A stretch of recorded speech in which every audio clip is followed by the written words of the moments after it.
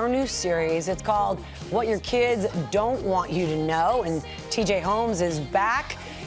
Yesterday, we saw him talking with a group of tween girls about what they have on their phones, and then their parents. This morning, we see what happens when he brings them all together for a very candid conversation. Right, Teach? Yeah, and you all, let me be honest here. We actually contacted a lot of families about doing this with us, and many of them said no way when they found out what we really wanted them to do. This could be a difficult conversation in private, but in front of cameras, no way. So you saw me sit yesterday with the kids and parents separately. Now you're going to see what happens when I bring them together and all is revealed. In particular, we talk about Instagram, we talk about this calculator app where you can hide content, and we also talk about some messaging apps, all right? So now I just want you to sit back and watch what happens.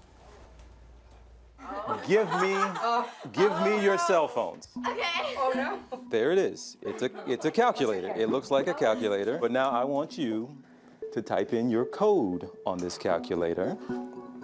And what pops up is a file that says secret in that calculator. What you're seeing here, nothing too terrible. No. But what it's still revealing is that something you two did not know about. I guess your face tells me a lot.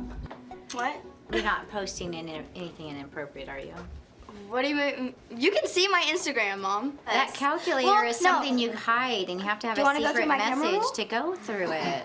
Why do you have to have the calculator? Because I don't want to see, like, if like people go on my camera roll, I don't want them to see, like, weird you tell Mom pictures. You had No. Parents, do you keep an eye on your kids' Instagram accounts? Or you all, do you keep an eye on them? No.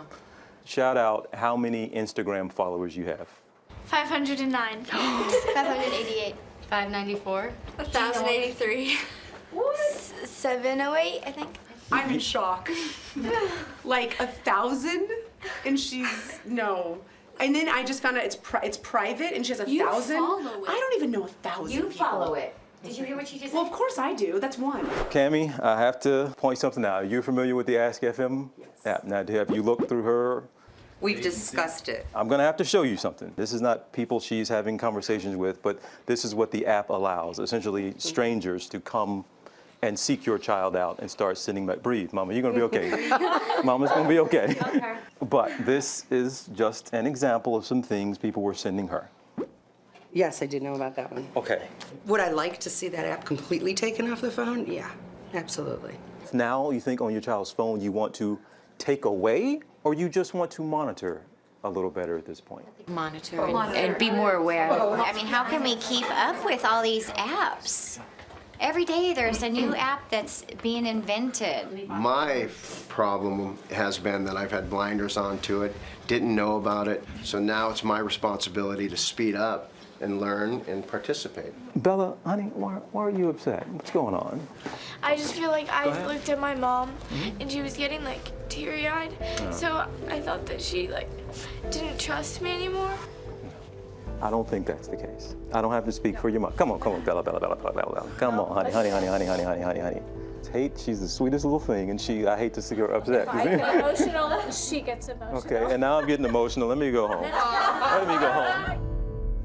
All right, let me clear this up for some folks. And Larry, you were asking, everybody's been asking this calculator app. What are we talking about here? There are a lot of apps out there that look just like a calculator, but you can hide content. The confusing part, there's another app out there called Calculator Plus that acts just like a regular calculator, just the normal function. So we got to make that distinction and clear that up. You hear the kids just referring to it, all these calculator, this and that, but they're ghost apps that look and function like something normal, but you can hide content that a lot of parents don't know about. And I want you to know the follow-up, all these parents here, they've reached out since we've done this. It was a month or so ago. They've made changes, and they say it's actually brought their families closer together in content. And this was the biggest part of the story, guys. We weren't expecting is, we're going to reveal, look out for this app, that app. This was more so about families and what happens when you're not talking. Right. And we saw trust break down and not having the conversation. So thank those families so much. And one of the kids there is actually the sister of a GMA producer that helped us put all this together. So I can't thank them enough. It's a really important conversation. TJ, thank you. And we're going to continue it right now with our parenting expert, Erica Suter of Mom.me. So how do we balance it? I worry about it all the time. I've got a 14 and an 11-year-old.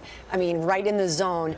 There's a big there's like a fine line between trusting them and caring for their safety? Right. That's the million-dollar question that faces a lot of the parents that we speak to. Because teens, you want them to develop a sense of individuality and independence, but you also know that they're at a stage where they can still make disastrous decisions. 30% of teens admit that they've sent nude pictures of themselves to their friends. Wow. 30%. So you have to weigh their right to privacy with your responsibility to protect them. Guess which one's more important? Yeah.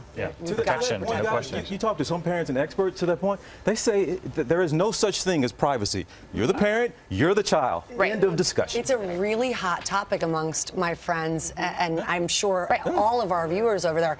Do you ask your kids for their code? Do you look through their phone? Yeah. What do you recommend? Well, there are some rules that will help. Now, number one, discuss what is appropriate and inappropriate, and don't just do it with photos. Also talk about text. You know that they want to flirt with their friends, you understand that, but there have to be boundaries. They cannot just send anything because, these decisions can haunt them the rest of their lives. Number two, you want to limit their phone time. A lot of these texts and these photos are sent late at night. There's no reason for your teenager to be texting Can I tell everybody a really good tip that somebody gave me, and it's a hard and fast rule? No phones at night. When you're ready for bed, you hand over the phones. Exactly. The phones come out of the bedroom. Dock them in the kitchen, dock them in the den or the family room. And you also want to monitor your kids' phone activity. And don't hide it. Don't pretend that you're not doing it. Let them know that this is a part of the right and privilege of having a phone. You're going to check not just for what they're doing, but what their friends are doing. A friend of mine dropped off her tween, and I was watching them while her and her husband went out, and I got a text an hour later saying, "Oh, I forgot to check his phone. Will you check it for me?"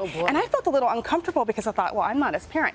But when I asked him, he handed it right over. He didn't bat an eye. We went through the things on his phone together because that is a part of the contract he had with his parents, and it was a part of the system from the get-go. But what happens if your child comes to you with something they have received from a friend or something that is inappropriate? I mean, what as a parent, what do you do? It's not your child, but something was sent to your child. Right. Well, that's when you have a real talk. You sit down with them. It may be embarrassing, but you need to tell them the consequences. That this is, in a lot of states, this is considered pornography. That he can get in trouble or she can get in trouble for having it. The person can get in trouble for sending it. And there are real life examples of kids whose lives have been ruined by this.